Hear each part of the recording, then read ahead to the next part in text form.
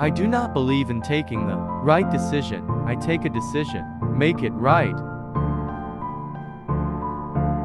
Expect the best. Prepare for the worst. Think 100 times before you take decision, but once that decision is taken, stand by it as one man.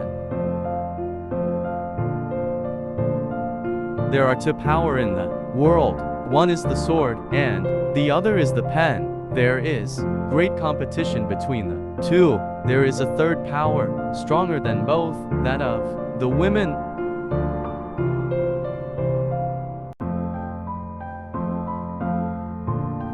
With faith, discipline, and selfless devotion to duty, there is nothing worthwhile that you cannot achieve.